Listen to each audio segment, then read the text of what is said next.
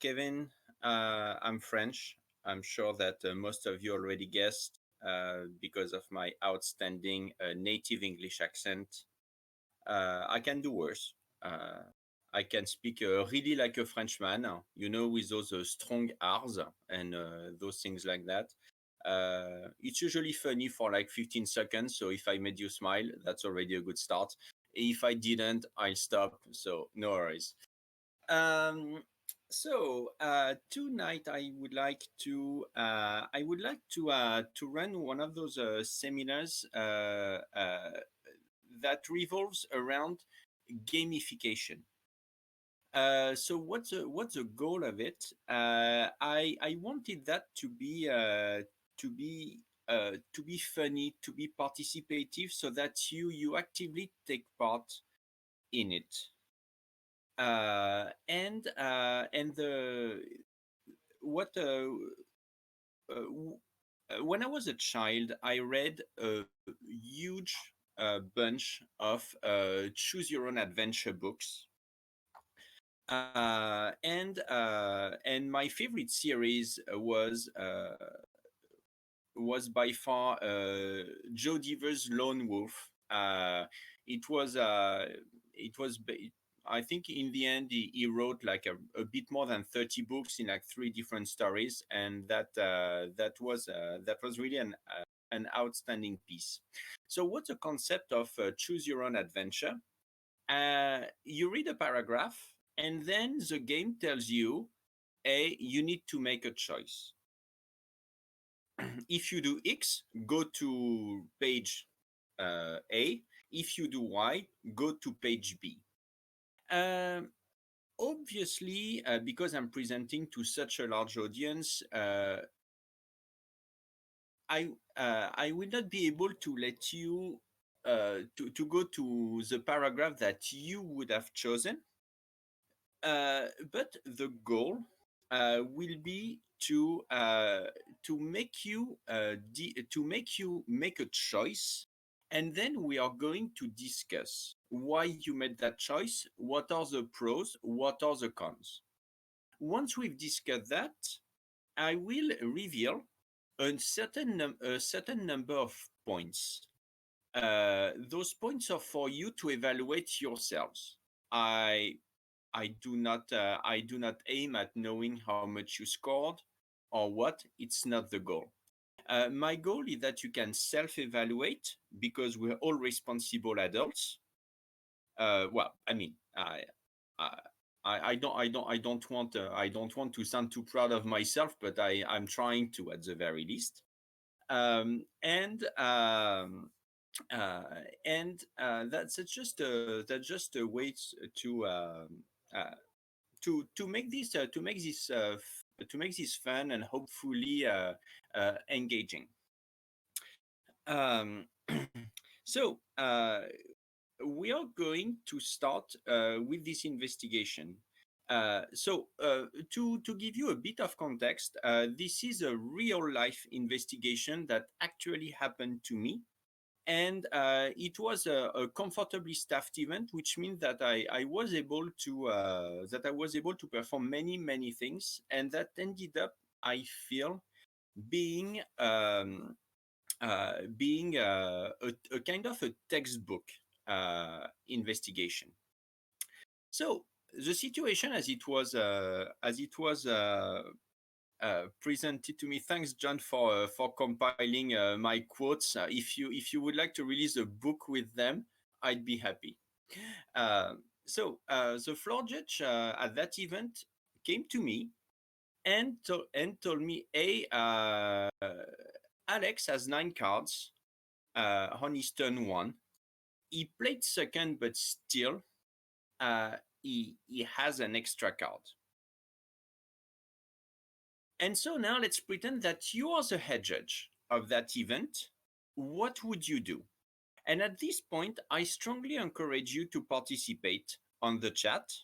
Tell me what you would do, but most importantly, tell me and tell everybody why you would do that. Um, if you notice that someone already voted for what you would do, don't hesitate to use an emoji so that the chat remains manageable for me. I'm presenting from only one screen. Yes, checking my privileges, I usually use more than one screen. Agreed. uh, but it's slightly harder for me to manage uh, to manage what's going on. Um, I see quite a few votes for B so far. Uh, you would like to gather information from the judge. I'm not disagreeing so far. Uh, does anybody feel that we should go to the table, or that we should tell the floor judge to rule an hidden card error?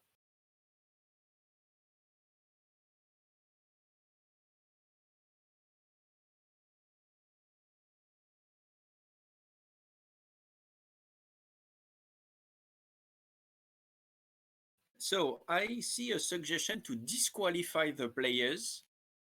I am not saying this is not going to be happening, but we might be a little too early in the process.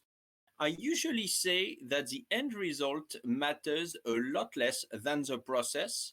And the reason that this is going to last 90 minutes is that we're going to focus a lot on the process. So, first lesson to take from this presentation: process matters.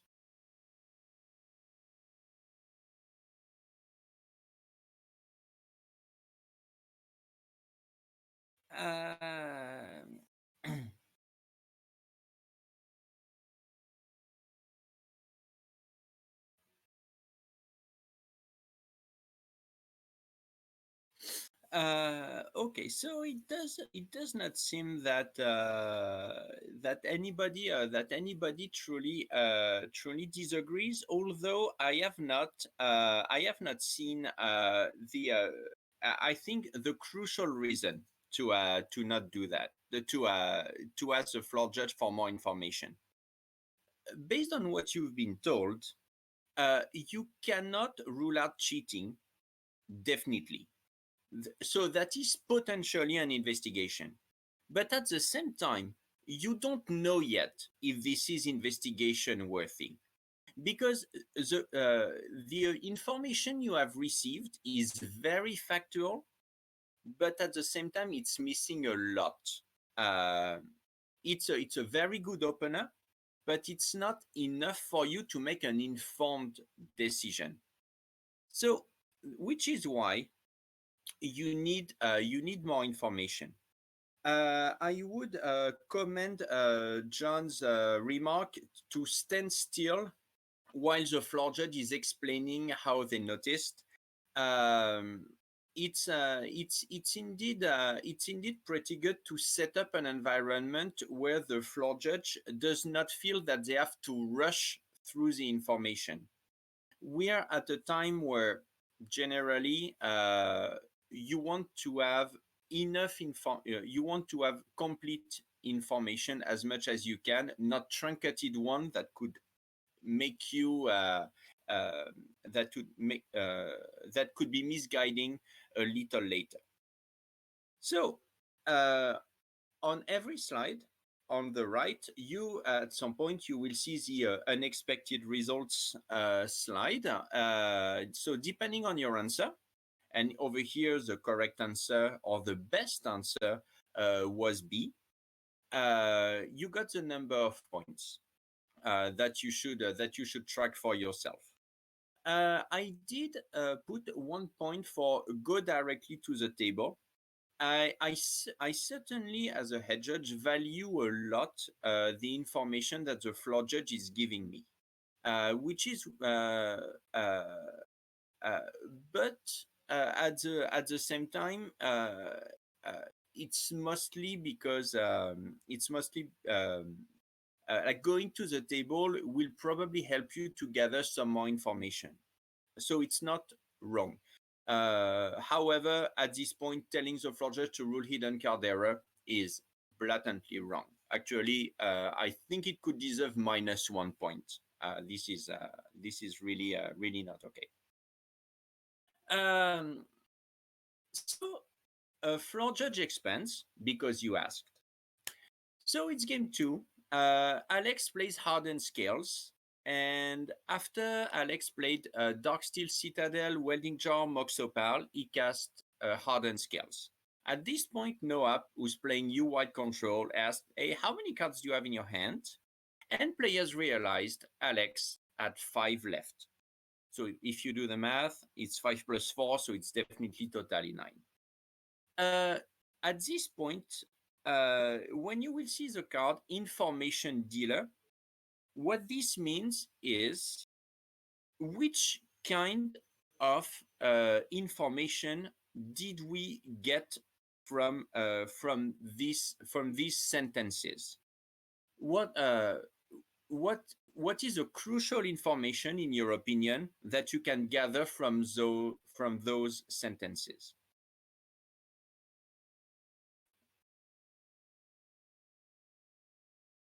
Who called the judge? Yep, correct.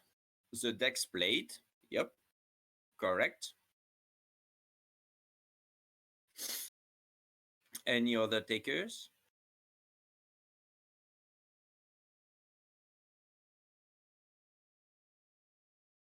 I usually say that like even if you're not sure, it's it's a strong benefit to speak up.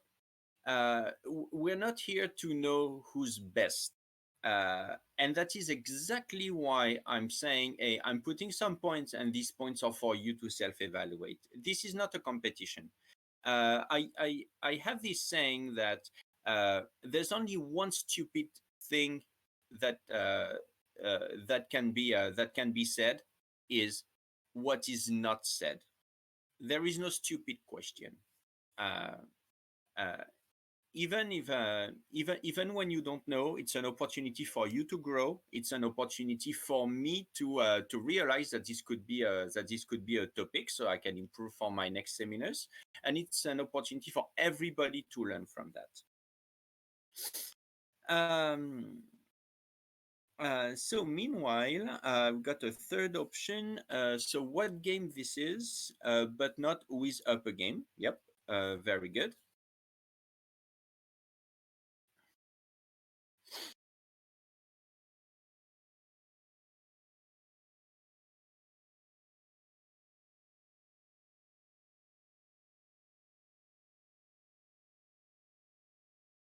There is no interaction with the library in this introduction. Yes, indeed.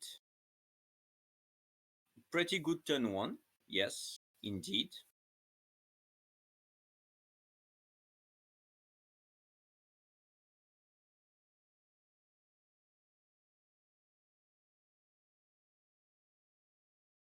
And here John jumps to a conclusions. So there was an extra card in hand at the beginning of turn after mulligans.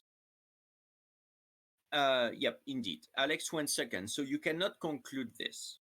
At this point, nothing allows you to conclude when this was when the extra card was drawn.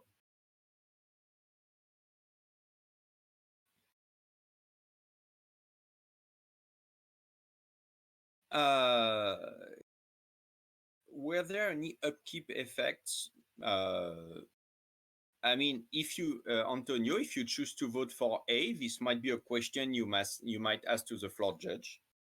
But so far, that's not a conclusion that you can draw from this text. So my conclusions here, and John mentioned it. So there were no card drawing spells or abilities. Another conclusion that I drew is that the player managed to play 4 cards without realizing they had extra cards. Um, to me, that is that cannot be discarded. I am not saying this is a proof, but definitely, I mean, I've been playing Magic, and at some point, when you've got a bit too many cards, like you should be able to feel it. Like, especially if you've played your deck a little bit, with like some habit in Magic, like you realize how many cards you have. Um, so over here, I think this is definitely worth investigating. Uh, and what I would do is go to the table now that I have enough information. I'm not saying that I couldn't ask some more information, such as were there any upkeep effects, and indeed asking something along the lines of uh, did anything else happen? Um, Makes some sense. If at that point you want to ask another question, I think that as rather than asking a very precise question such as were there any upkeep effects, I think that asking uh, is there anything else that you need to mention makes more sense, because if you ask a too precise question, the correct answer could be no, but you might miss something else. Um, so definitely here, telling the floor judge to rule HCE at this point, definitely negative. Like, there's enough concern here that you need to investigate.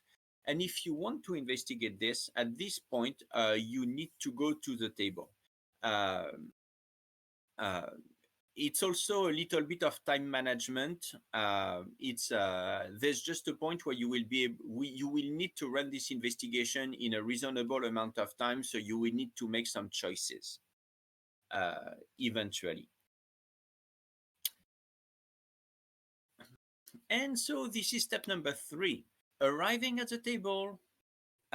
Before you can even greet players, Noah starts talking, saying that Alex has one card too many, and Noah is sure that he counted 7 in Alex's opening hand. So, what would you do and why?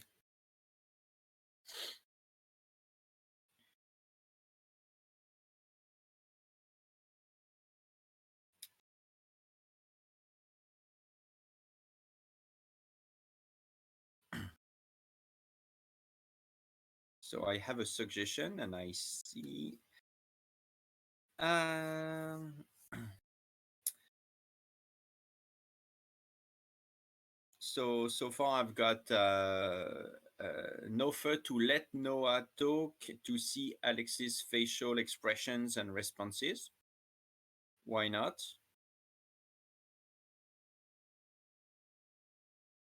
So Antonio would try to understand if somehow this player drew 2 cards this turn.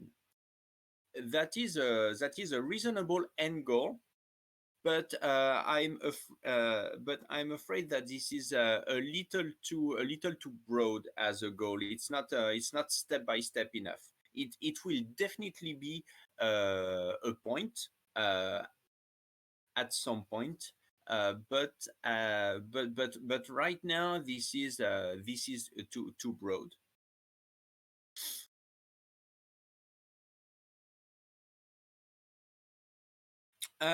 So the question is confusing.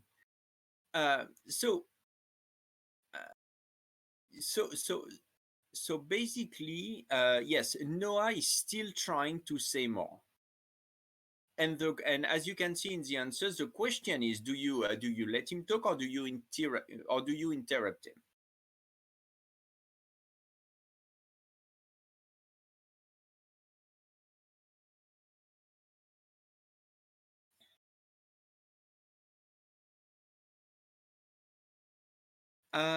I think it's a very good point from John, that interrupting people can may not create a very productive relation. That's a very good point. but I think that, however, nobody is really focusing on what could be the drawback of letting Noah talk.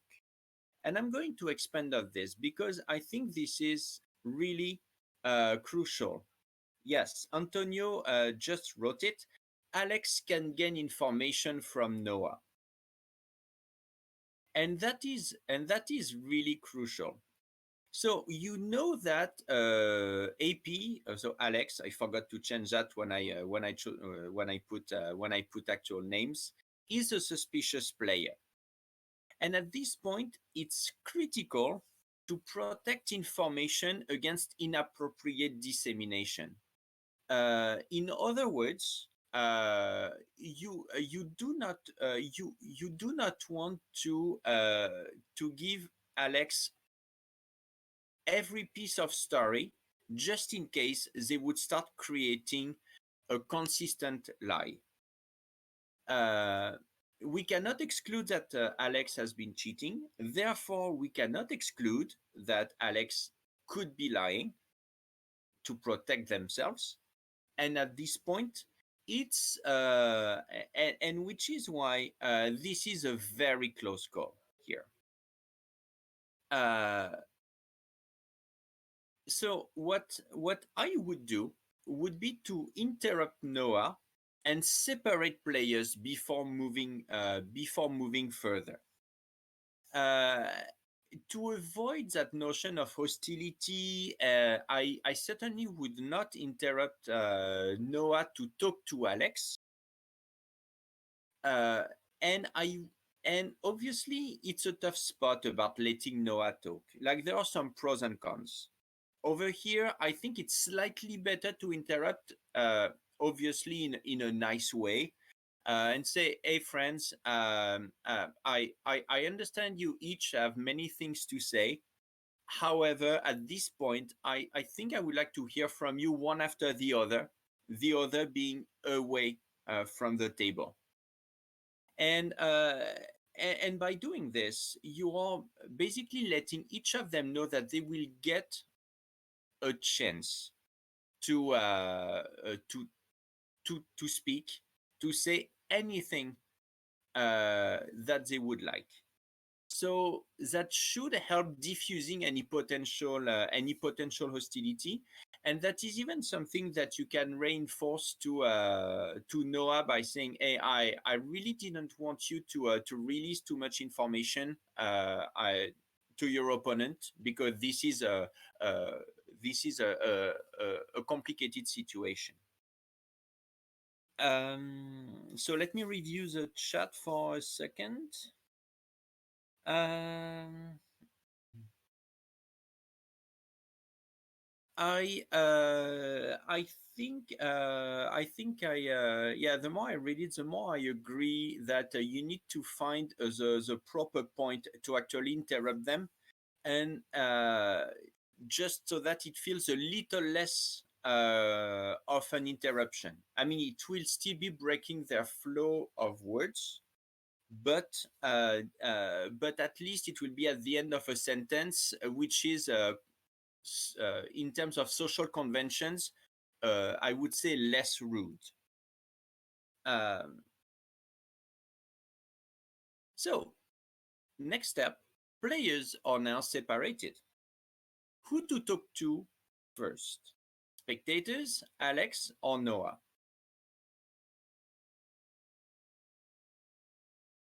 And obviously, as usual, why? Whoa, nobody's typing. It looks like this is a tough one.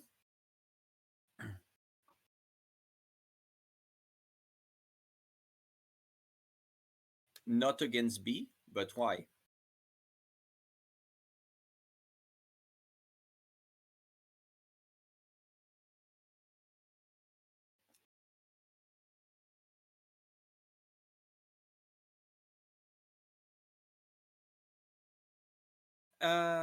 So I'd start with John Stake here to talk to the least agitated first, so the other one has a moment to compose themselves.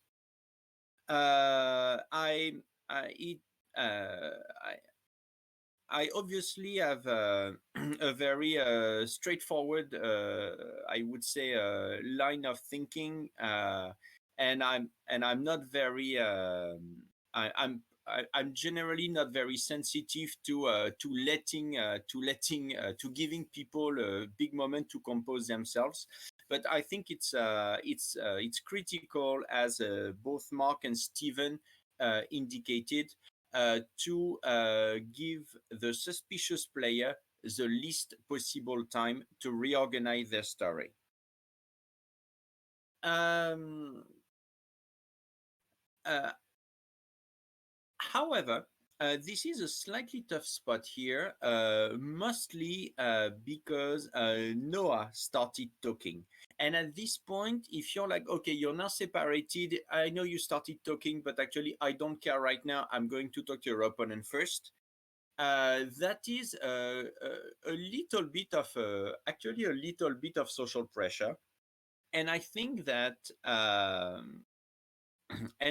I did a mistake here in real life, because I chose to talk to Noah first.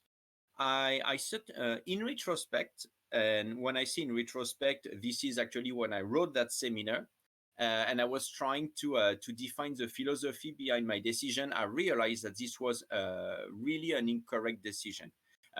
It was not an easy one, but I think I did not do the correct one. I think that the best call is to talk to Alex first, very contextually, because of how it started. Talking to Noah kind of makes sense, but definitely this is not the correct time to talk to spectators. Uh, Definitely. Um, so now we're talking to Noah. Yes, I know theoretically we should be talking to Alex first, but however, even when I tried to write this as if I was always taking the correct decision, I realized that I would end up coming with something very theoretical, and that would, in my experience, work a lot less than just owning my mistakes and talking to Noah. So, what would you ask to Noah?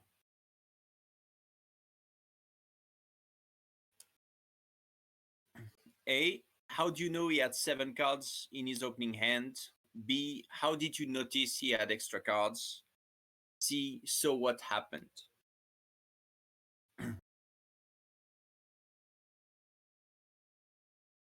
A quick word on my use of gendered pronouns here. It's feedback that I've been given, that I could have used they and there instead.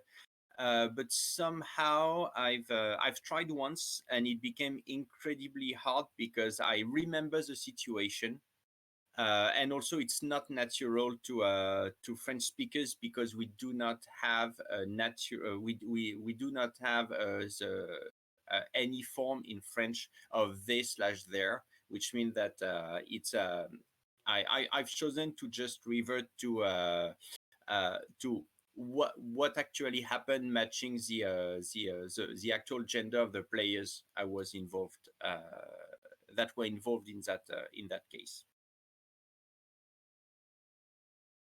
And indeed, everything has a gender in French. Yep, that is correct.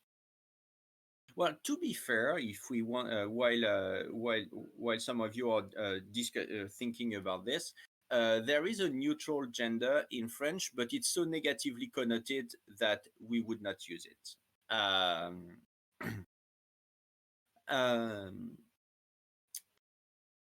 and everybody seems to agree on answer C, and for the correct reasons. So what happened? Um, the more precise your question is, the more you're opening the door to being gamed. Also, the more you are telling the player what you're looking for, and so the basically, if you're too specific, they have they start to take control of the conversation, and you will quickly end up in a dead end. So indeed, starting with so what happened, um, or very specifically in this case, so yep, please continue with what you were saying, or but anything very generic. And again, as I wrote, your main goal, and that is crucial to any investigation, it's protecting yourself against manipulation of reality. If the player came up with the sentences, and later on they say something different, they will not be able to tell you that it's your fault because they stick to answering your questions and you did wrong with your questions. So yeah, as you can see, strong, a fair number of points for answer number C. There's still 1 point for number B. How did you notice he had extra cards? And the reason is that it's slightly more generic. Because in the first one, you assume that there were 7 cards in the opening hand, uh, which he mentioned, but by taking that for granted, you miss the opportunities that the player could be lying and already contradicting.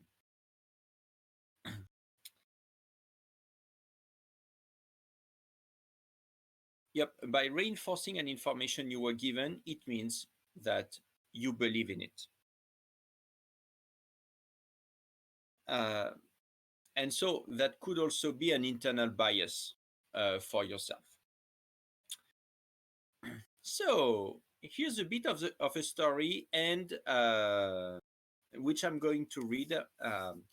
Noah tells you, after we shuffled, we drew our opening hands. I am almost certain I asked him to fan his hand so I can ensure he's got 7 cards. I played Hallowed Fountain untapped and passed. He drew, played Darksteel Citadel, Welding Jar, Mox Opal. He cast Hardened Scales. And at this point, it felt like he had a lot of cards in hand. So I asked how many cards, while looking at his hand, and I realized he had 5. I then called the judge. And here's our good friend, the information dealer. What did you learn from this text? There's quite a lot to learn from it. And generally speaking, the very first thing that you need to do in an investigation is analyze what you are getting told. Obviously, it goes without saying, but it's also easier when it's like clearly verbalized. Uh, it, it's When I say analyzing, it goes a bit further. It goes way further actually than just listening to what you're told. It's trying to understand the implications of what has been told, and that is crucial. It seems kind of weird to ask your opponent to fan the cards from drawing for start of game. Maybe, but why? Why is it weird? Uh, there's room for doubt on the starting number of cards in hand with wording like almost certain. That is fair. Uh,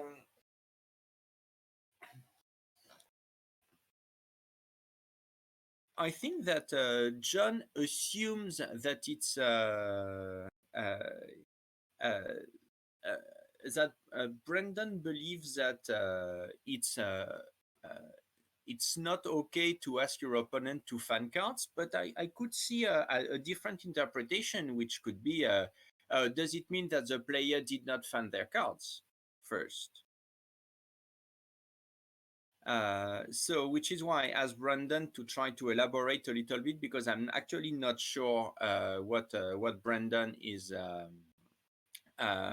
heading at.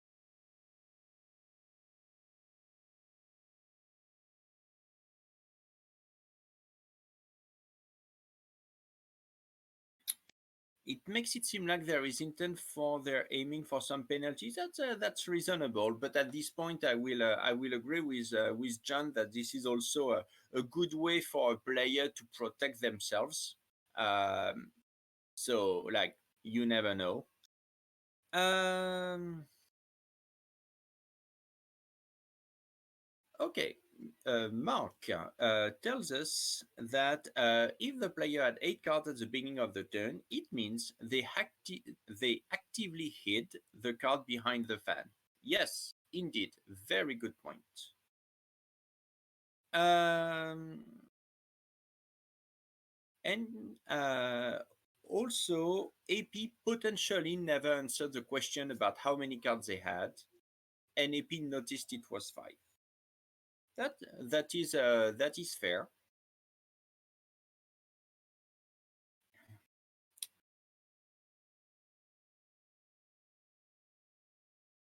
And we already talked about the almost sure. So my takes on this. Noah claims that he checked for 7 cards after Alex kept his hand. Uh, at this point, we also know that Noah claims that he is the one who realized the mistake and called the judge. Because if you come back to what the floor judge said, the floor judge kinda hinted that both players called the judge. The floor judge was not very specific here. And over here we've got a small discrepancy. And now, indeed, as you noticed, there's the use of some words like almost certain, like felt. Uh, Generally speaking, I I tend to give a lot of credit to players who are not 100% positive, because when someone is ready to admit that they are not 100% sure, it means that they are actively doing an effort to try to remember versus uh, saying, I am positive uh, that I have seen what is best for me. Obviously, it's a caricature, but someone who is, I would tend to believe that someone who acknowledges that they are not sure is less likely to lead me into a trap. Or they are very advanced. That's also possible. But, well, at the very least, that's it. So, based on what we've learned here, what to do now? Do we want to ask more questions to Noah? Do we want to confirm with the floor judge that things are consistent? Or do we want to go to talk to Alex?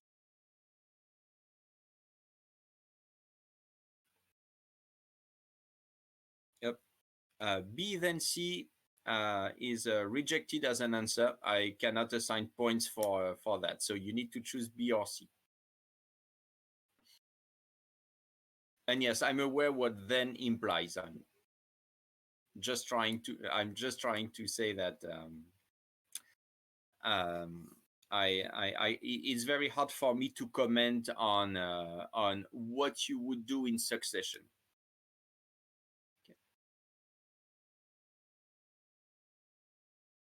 Um, and why?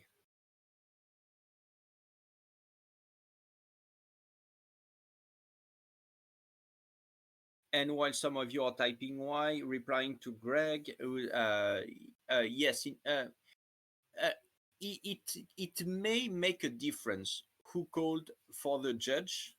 I would not say that it is a key element, but it's definitely something to keep in mind. Like if I've got, for instance, if I've got the offending player telling me that they realized and called the judge, and I've got the opponent saying no, like I asked him to fan their hand and I counted, then then that becomes a key element. But like by itself, who calls a judge is not critical. Like it needs to be assessed versus some other things. Um,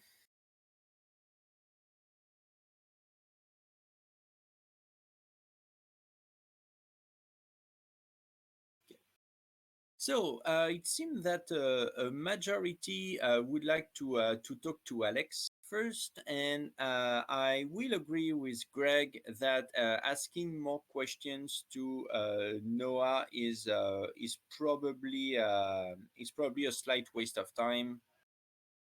Uh, what I would do uh, uh, would be to go to talk to Alex here.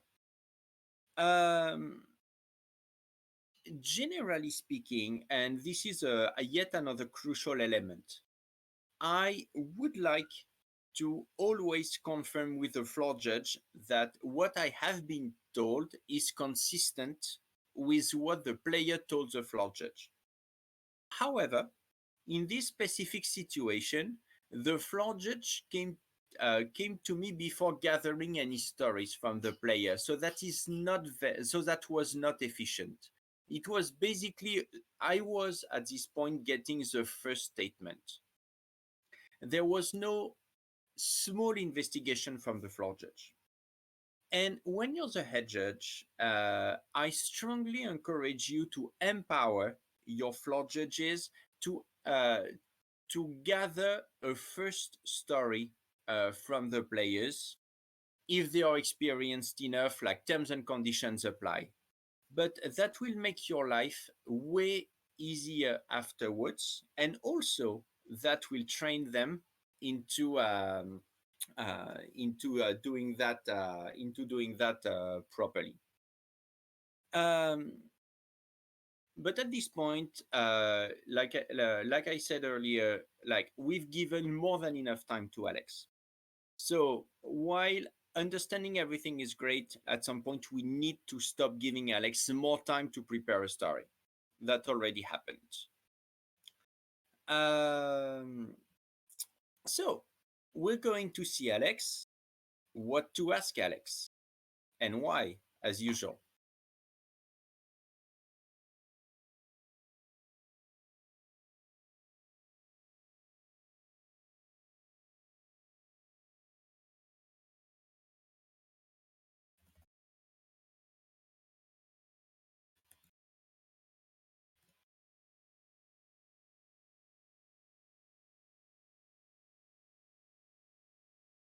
Okay, everybody got it. Not going to. I'm going to save like a lot of time on this slide so we can focus on the later for the exact same reason. So what happened? Perfect, and that's even better that this is a player who could lie to you, who is most likely to lie to you. So definitely let them speak. Say nothing except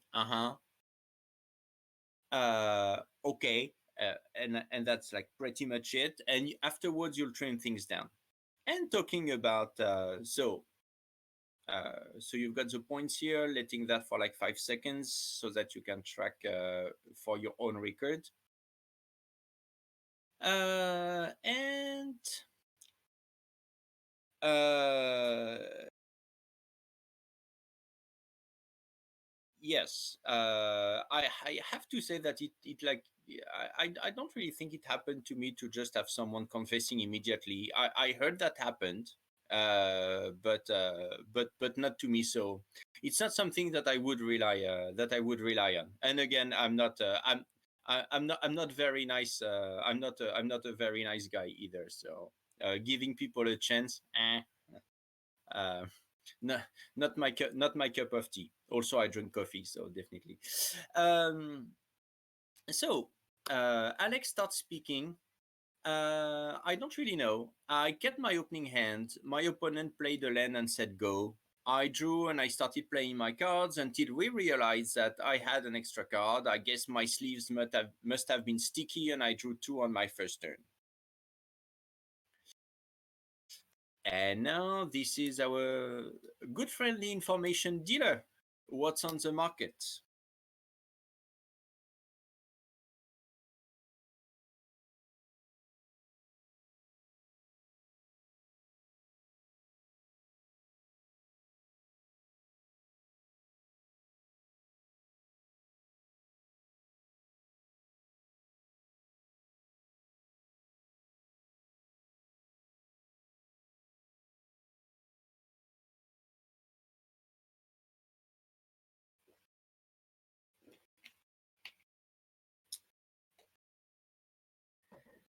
So, Alex believes he drew two cards, correct? That's exactly what he's saying.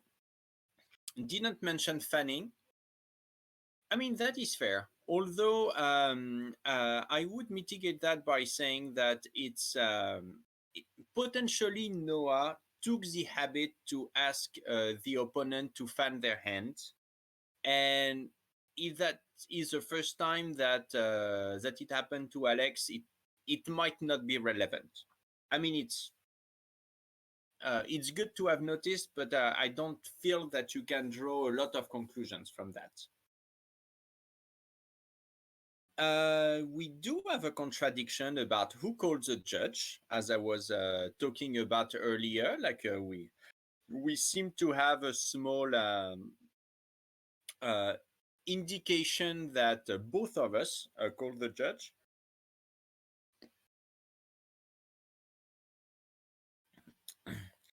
And John indeed indicate that it could corroborate the flawed story of both players realizing. So that will definitely need to be to be to be investigated a bit further. So what I drew from this, it starts with I don't know. Um, uh, I I'm going to say some things that I do not really have a rationale to explain. But generally speaking, I'm very suspicious of someone who committed an infraction and having no clue how this could have happened. I feel that this is really an opening to diminish one's own responsibility. So that's really uh, that might be about my own personality, but someone to whom I ask a white so what happened, and I hear I don't know. That reminds me that player to whom I said, so can you tell me what happened? And the reply was, can you ask me a more specific questions? And I was like, well, no, I mean, I just want to know what happened like this turn in your game. He's like, yeah, but what are you exactly interested in? Uh, well, long story short, that player did not have any good explanation for their mistake. Uh, but yeah, like generally, to me, that feels like not really that part. It's really not really collaborating. Afterwards, as was pointed out, yes, there is a hint that both players realized, which is not exactly matching which is not at all matching what the opponent is saying, and we've got kind of and we've got the very classic story of the sticky sleeves. And also, and I realized that I forgot to put it, that the player indicates that he had seven cards in hand. I realized I forgot to put the fourth line. So what do we do now? Would we check the sleeves? Would we ask what was in Alex's opening hand, or would we ask Alex what he drew on turn one?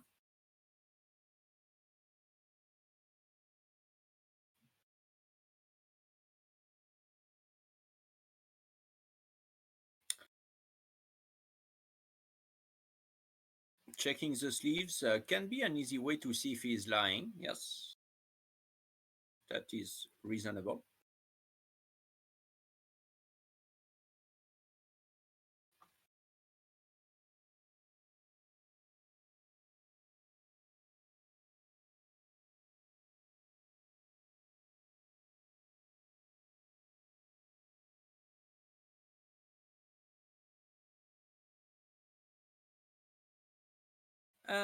Sleeves are there whenever we want them. I want to get more words from Alex before bungling with them. That's reasonable. Like, I mean, time matters. I and we've discussed that, so I can agree with that. Um,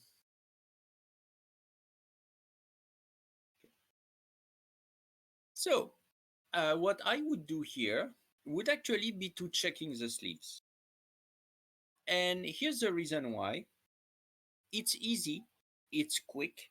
We are both at the table, so I can just like take some sleeves and check what's going on. And this is time wise costless because uh, because when I read, I want to get more words from Alex before bungling with the sleeves. What you can do is to actually casually take some cards and check the sleeves while you keep on talking. It does not need to be one step after the other. And at that time, you immediately have the information that could contradict the statement without giving Alex more time to craft a story.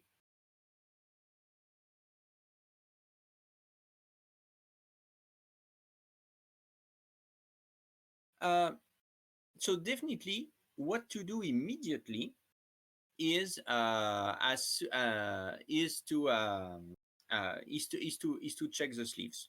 Like doing any of the other two is not unreasonable.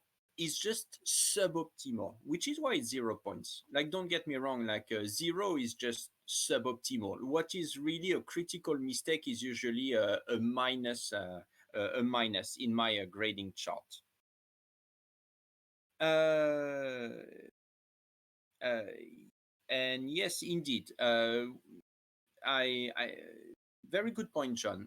Something I forgot. When I say separate players, in my mind, one player is waiting away from the table, and as a head judge, I am discussing the matter with the other player at the table, so that we have everything at hand, I would say.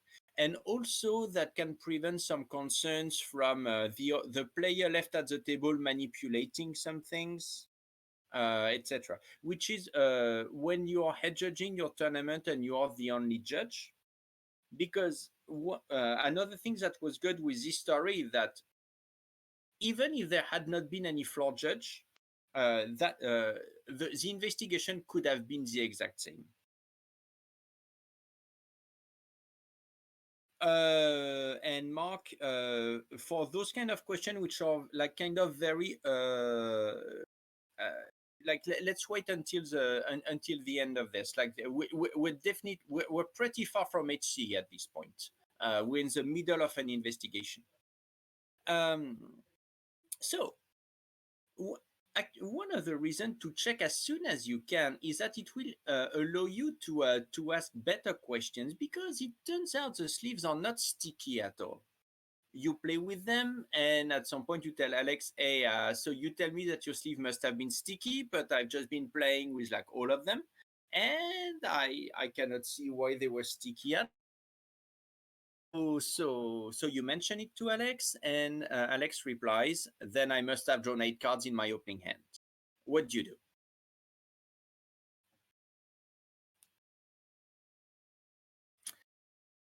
So while you're typing a guess, that is really reinforcing that any little thing that you can fact check, you should if it's I mean, obviously, if you want to fact check what happened against the opponent of 3 rounds before, that's probably something you should delay. But when it's something at hand, clearly you should do it. um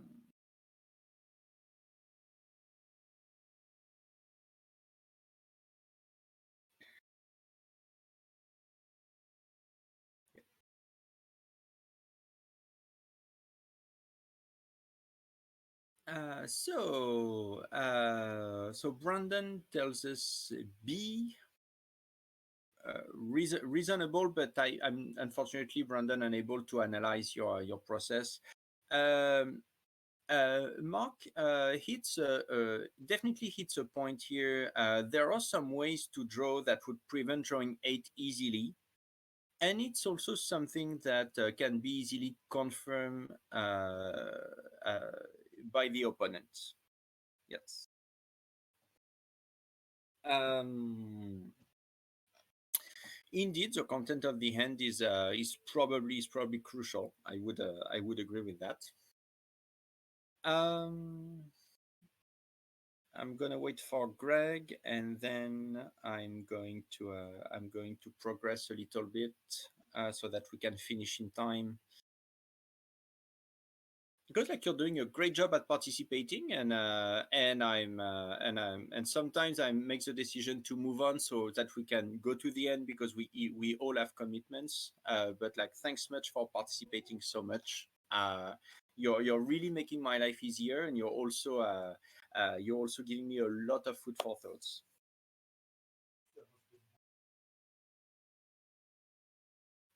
Okay, I'll move on a little bit. Uh, uh, so uh, as Mark was hinting, it's very hard to actually find a pattern, a drawing pattern that is leading to 7, because 7 is a primary number. So checking how they drew their hand is very likely to give a lot of information as to whether this could have been an accident. Asking which card was drawn on turn 1 is too precise, in the way that uh, in the way that Alex could try to engineer it to select the best card to support his case. And I'm really glad that your cat has cashews. I wish I had cashews. Um, um, and so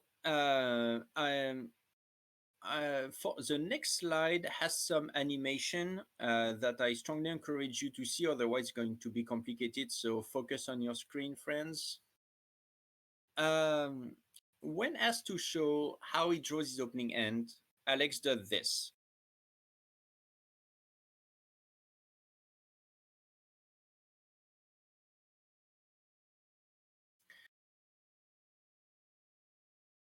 What is your take from it?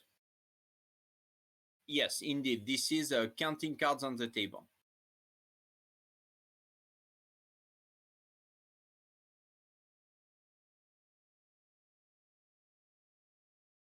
That seems difficult to mess up, but why?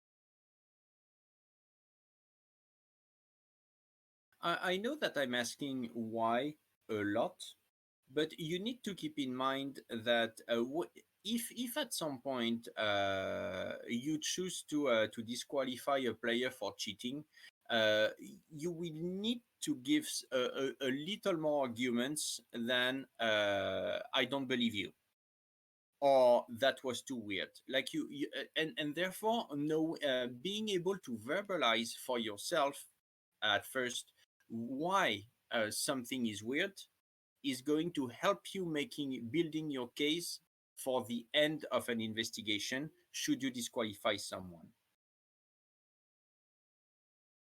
Um,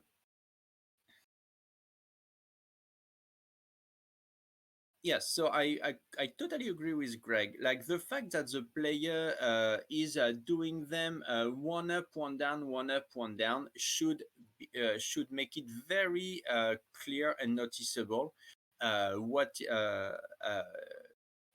like the player should know that he should end up on the upper line because he started on the upper line. Um, um, yes, Giuliano indicated that this contradicts an AP story, but at this point I have to say that I'm not sure why.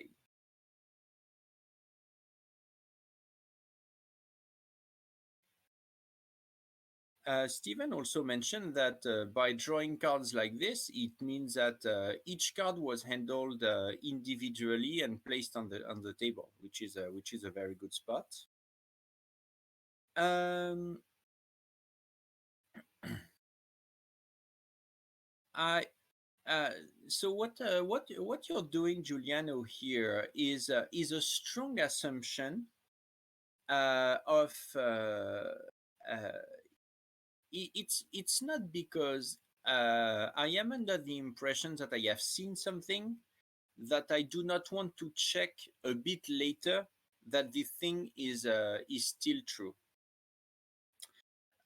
So also, it's possible that NAP was already looking at their hand and that uh,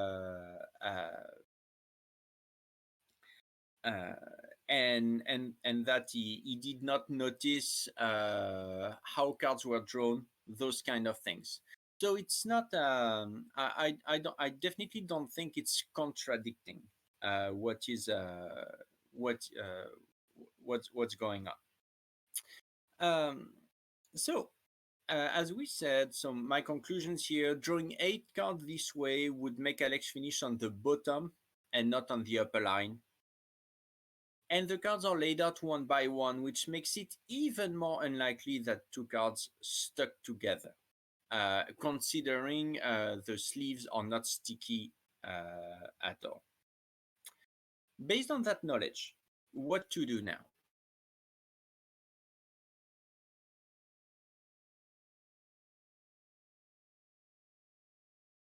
Would we ask Alex what he drew on turn 1? Would we confirm the information with Noah? Would we ask what was in Alex's opening hand?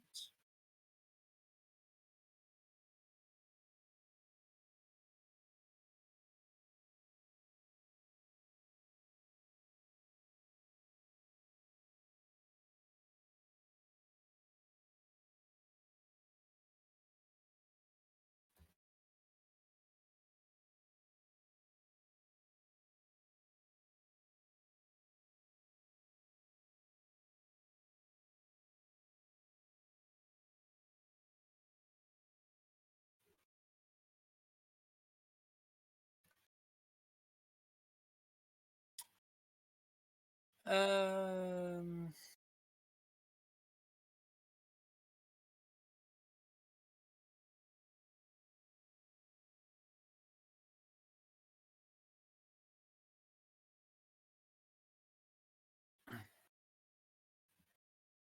So, if we want to get interested in B, we need to wonder what could we gain by confirming that information with Noah.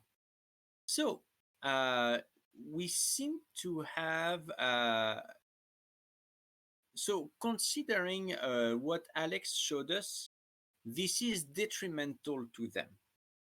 Therefore, we don't entirely need to try to confirm that this right now that this detrimental information is correct. Generally speaking, if you are really trying to manipulate reality, you should do it in a way that that is beneficial for you, not really detrimental. So at this point, I think it's not well invested time to confirm the information with Noah.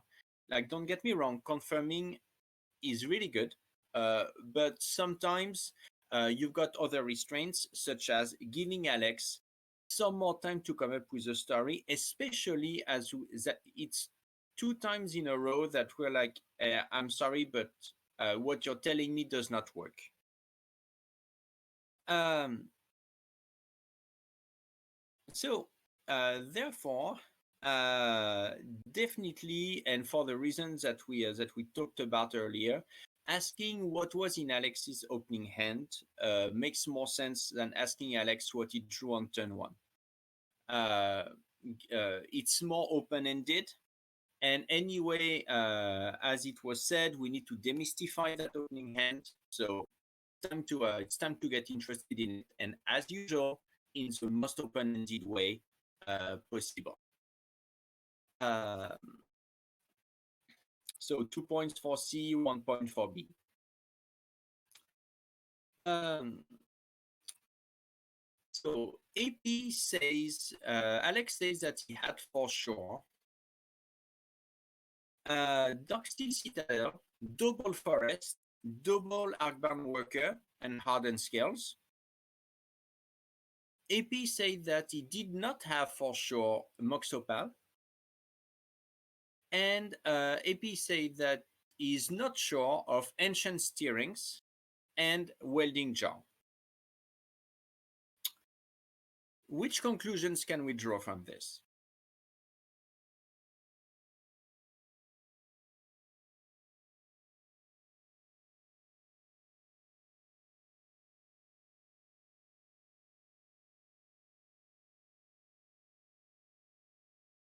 That one is a slightly tricky one.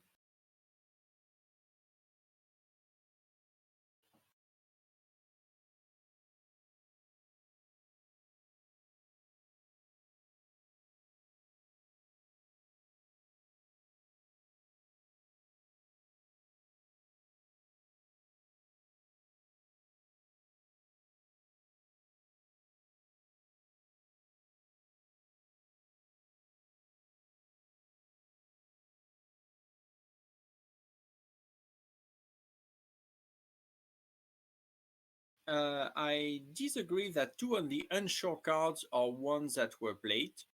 And also keep in mind that that Alex is playing second, which means that there was one legit one card that would have been legitimately drawn. But also, I do not believe that Ancient Steerings was cast.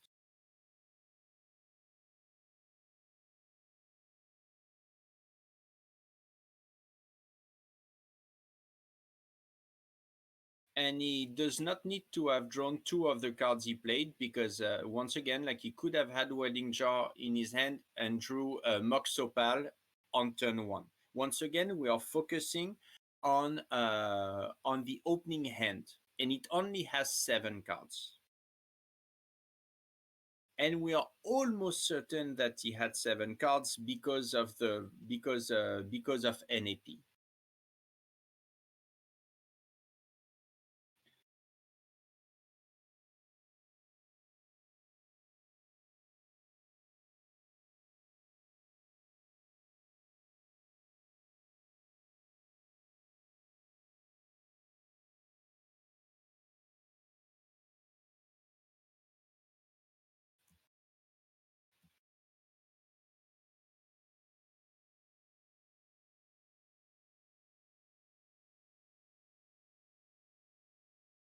Uh, there's a very good set of strategical analysis by Antonio, and that will definitely be an asset for the at this point in the investigation.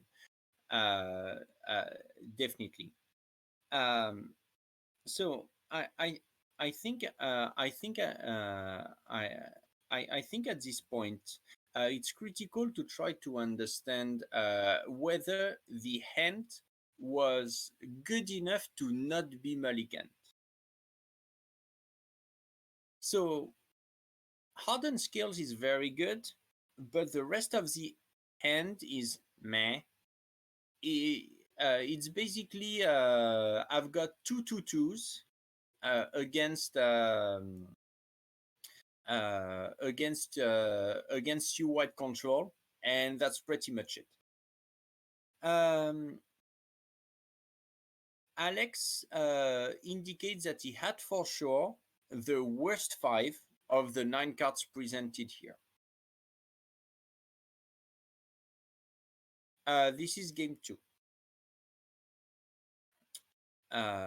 It's vastly unclear whether this is critical at this point. Um, but it's data that you can that you can take.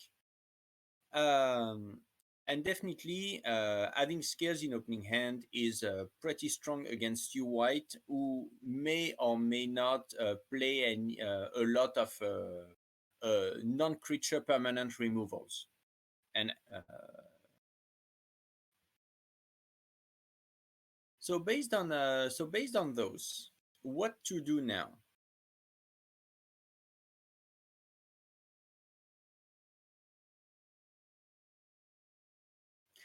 Would we ask Alex about the matchup? Would we ask Noah about the matchup?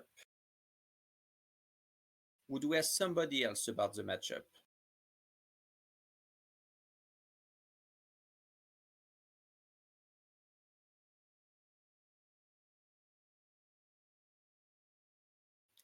So, Mark's question is not unreasonable, but it's fairly precise.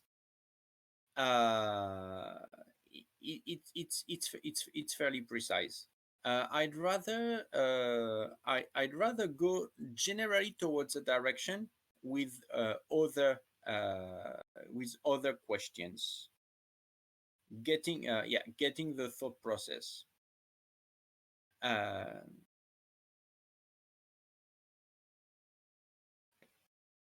so uh, so everybody feels that we should ask Alex about the matchup.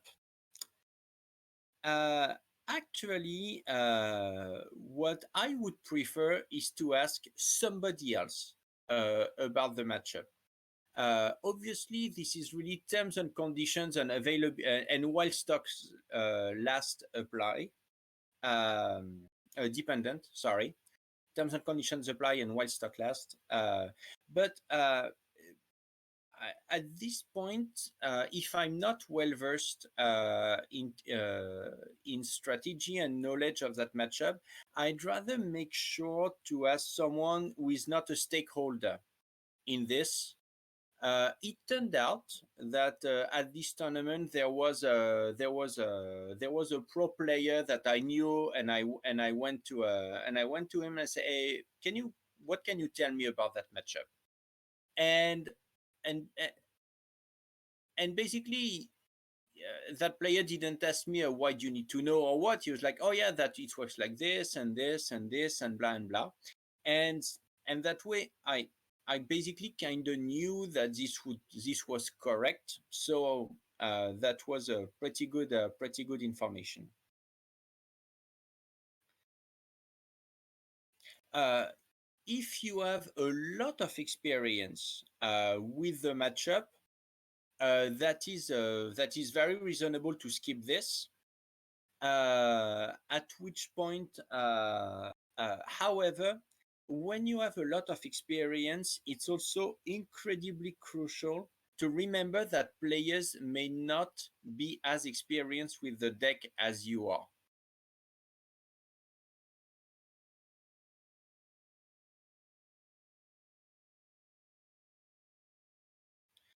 Yeah, I understand that you might not manage to find a player who is knowledgeable around available. I'm talking, and which is why I said while stocks last and terms and conditions apply. Like, it's definitely better for the reasons that I explained. And the way I did it, most likely, I scanned the room, I saw that player. I do not. Would I interrupt another table to ask if I have to? Yes, not in this very specific point, in this very specific situation, because honestly, I don't think it's that critical, but that has happened to me. To say, I'm sorry, I need to pause. I need to ask you a question. But most of the time, it was, so. Do you remember your opponent from last round? Not so much for that specific question, but I do not have anything against the concept. Um, uh, and uh, and if somebody else is not available, I would actually talk to Noah, disagreeing with all of you here. Obviously, I take the risk that Alex has more time to craft a story, but realistically, he doesn't really have any story left to craft. Like, you already have a lot from him. So at this point, you can give him as much time. Is going to be very hard for him to craft better than he could already had. And by talking to Noah, uh, uh, uh, out of those two players, Noah is the one who has the less interest in intoxicating you. In my real life investigation, after talking to that player who told me some generic things, I chose to talk to Noah to evaluate his understanding of what is going on in that game. And so Noah started speaking. So this matchup behaves like a classic aggro versus control. The more the game lasts, the better it is for me. Obviously, he's playing Nexuses, and that can be annoying. But his only real plan for the late game is animation module. But even then, I chose to play several detention spheres, so they're not incredibly threatening. Which conclusions can we draw from this?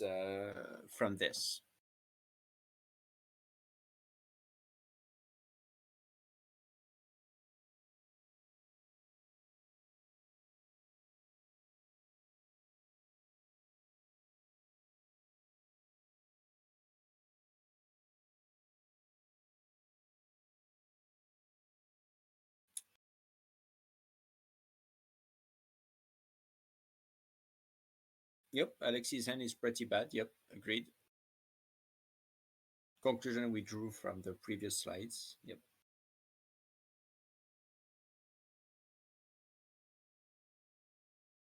Yep. Indeed, Alex has some incentive to win very quickly. Yep, that is correct.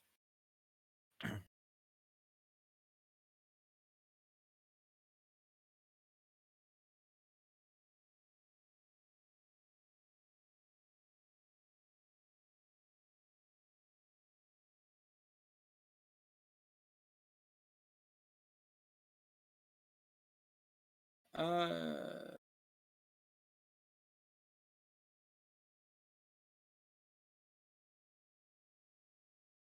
Alex is not favoring this game in general.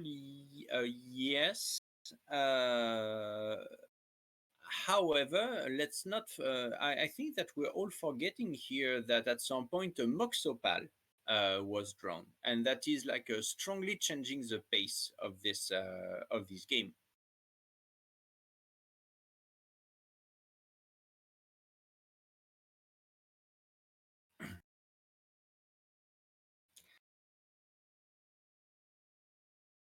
So okay, I realize it's 10 to 10, so I will really need to to speed up a little bit. So apologies. I need to go to progress a little faster. We're not that far from the end, but I think I still need a little bit more than 10 minutes. Um, so my take from this is that Noah seems to know the matchup fairly well. Um, he gives a fairly decent. He gives a fairly logical explanation that is also mentioning some cards. cards that would put him in a tough position, but also answers that he has in his deck.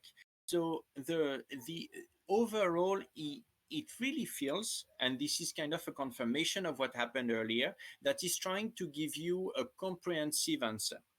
Uh, Definitely. Uh, So based on that, what's the follow-up?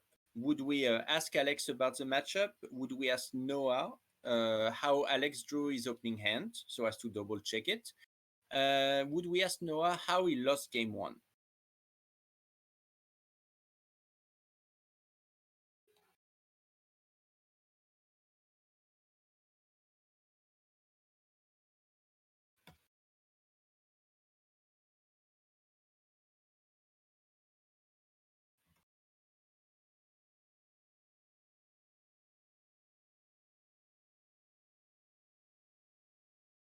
Reasonable. B would take no time at all and confirm Alex's story, but that is reasonable. Yep.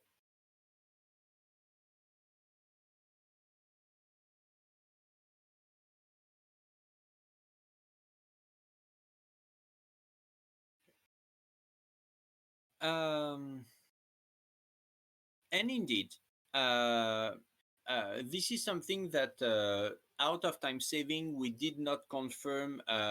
We did not confirm immediately, but as we said, double checking never hurts. So definitely, checking. Double checking if Noah remembers how Alex drew his opening hand at this point is the most efficient in terms of fact checking and time consuming. Um, and it turned out, I'll give you back the points if you want to evaluate for so that you can evaluate yourselves. Yep. An NAP confirms the staggered pattern when drawing, and he had that like thinking about it. That makes him even more certain that Alex only drew 7 cards at the beginning of the game. Is He can't say why, but he's fairly sure that he would have noticed that if the staggered pattern had been wrong. So what to do now? Asking Alex about the matchup, asking Noah how he lost game one, recap everything and make a decision.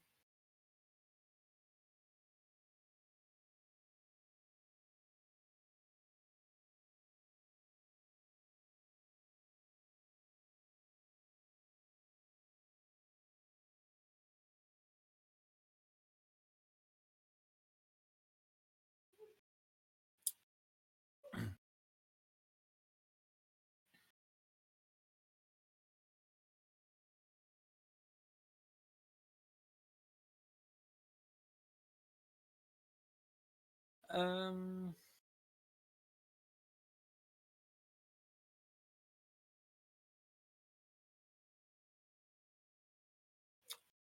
the investigation would have already taken a while, and I don't think it is worth possibly delaying the event more. So that is a fair point, but however, let's keep something in mind. If you do not have everything that you need when communicating the decision, you will lose even more time because the player is going to argue even more. So you are not delaying the event more, you are investing some time so that you know exactly how much you're going to delay the event. And that is really a key aspect. Like trying to shortcut things to save time sometimes only ends up making you waste even more time. Um,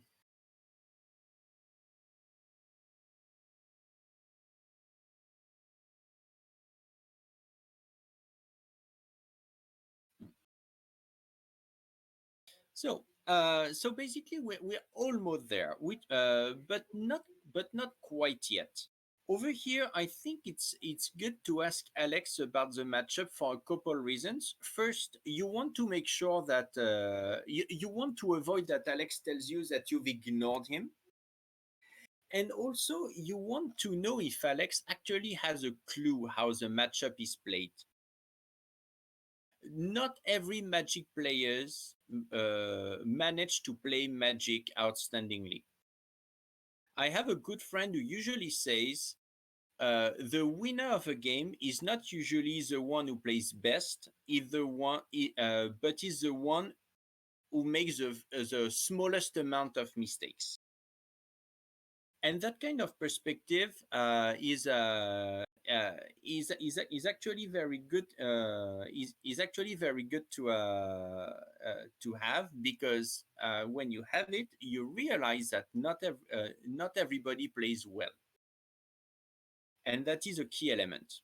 So you're going to Alex, and Alex says, "Well, I didn't play test much, but I've played the matchup once earlier today." Uh, Fun fact: indeed, it was one of the last matches, so you actually could confirm that as because you were watching that game.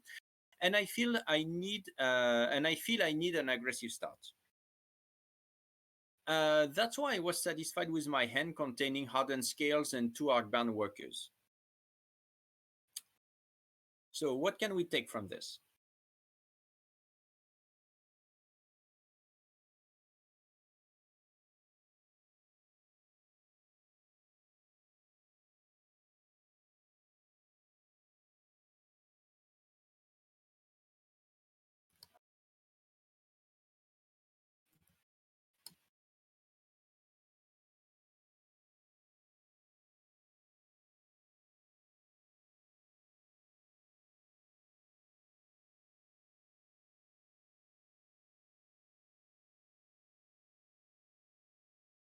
Yep. New to the matchup, wanted as many resources to make the game end fast. Yep, correct.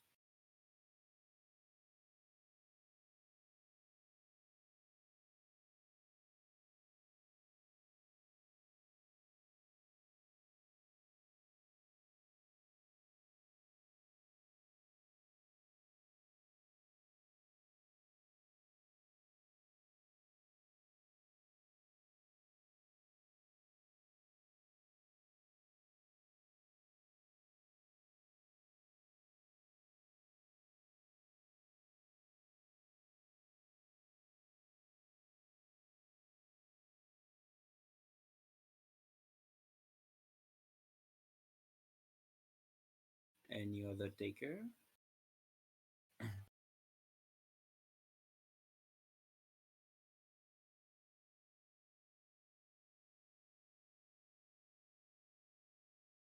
Yep, correct. Between his analysis of his opening hand and what he actually did, yep.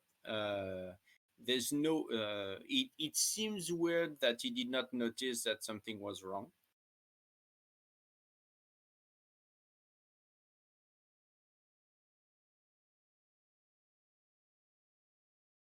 Generally speaking, we can. I noticed that Alex was a lot less precise than Noah. Generally.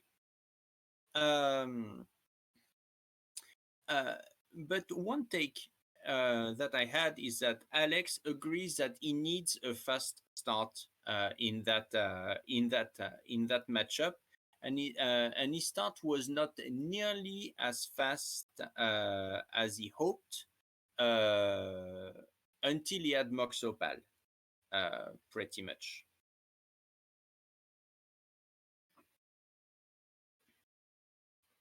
So what to do? So now that we've got this, what to do? Do we? Is that the correct moment to recap everything and make a decision? Is that should we ask Alex how he won game one, or should we ask Alex if there's anything else he'd like to mention?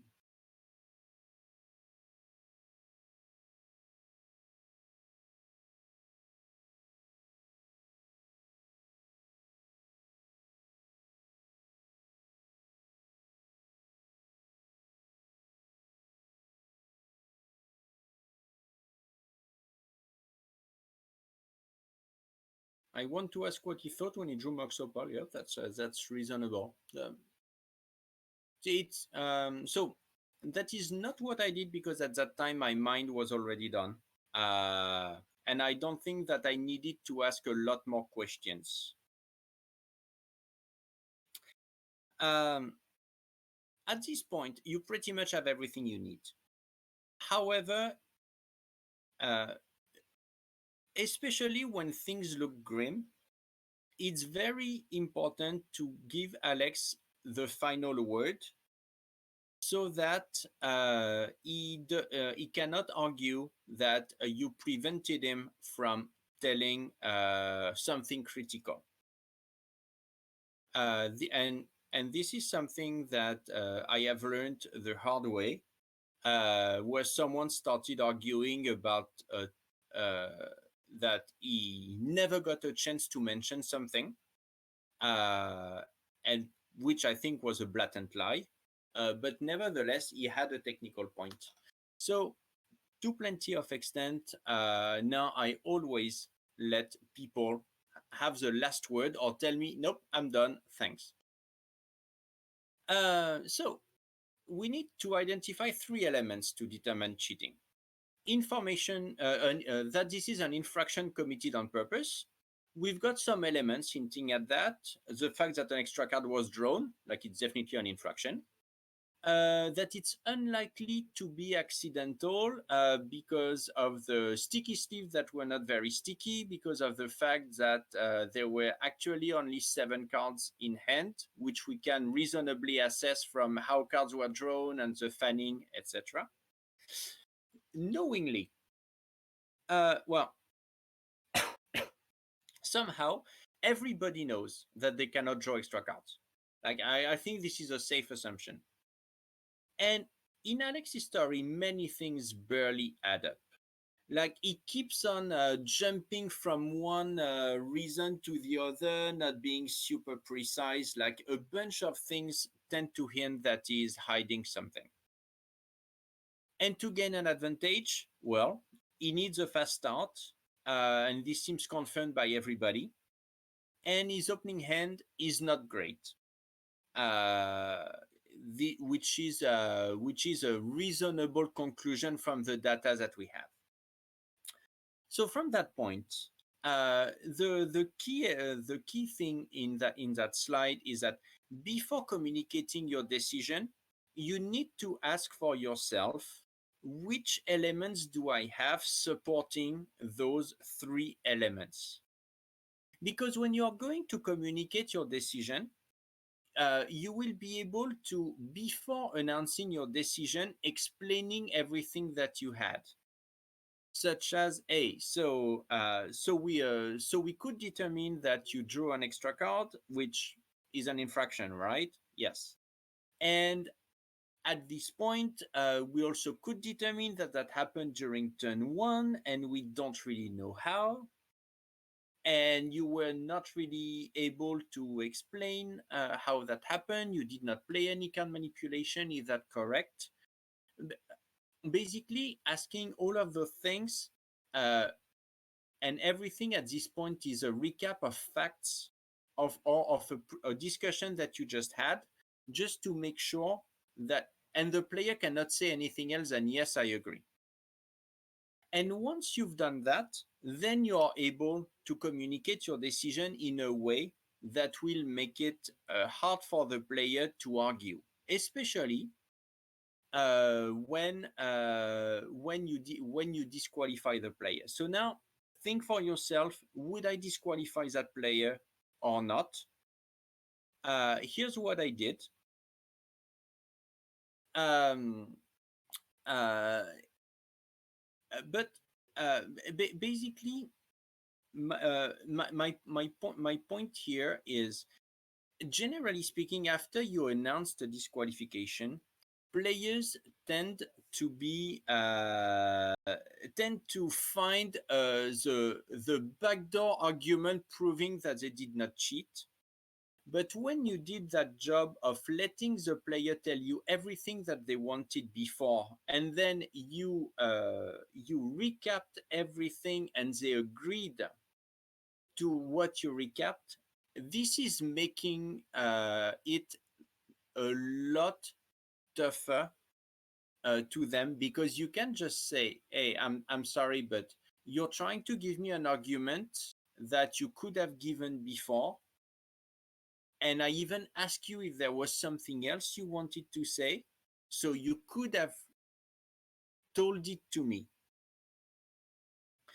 So earlier, so generally, uh, uh, I I think it's too late, and I cannot believe that this argument was not like just created. Um uh, I can tell about, and that will be my last story because we're a little bit over time. I apologize for this, but at GP Sao Paulo last year, I was about to disqualify a player, but just before that, I asked him, "Is there anything else that you would like to mention?" And the player actually said, "Hey, I completely understand where you're heading, but you need to realize that even if I lose, I'm making top eight." And at this point, it is not something that I had understood because it was a weird paired up, paired down situation. But at this point, indeed, I could not see any grounds that this player would be cheating, even though everything was incredibly suspicious. Um, and so, and that's really why it's crucial to and that's really why it's crucial for your protection to give the player a final chance to give the player a final chance to mention something. I'm already way over time, so if you have questions, feel free to send them to me in private on Discord. Thanks a lot for attending. I hope this was informative. Thank you very much for participating. The fact we went over time is thanks to you asking many questions, making many comments, so that we could all learn from this. So thanks much.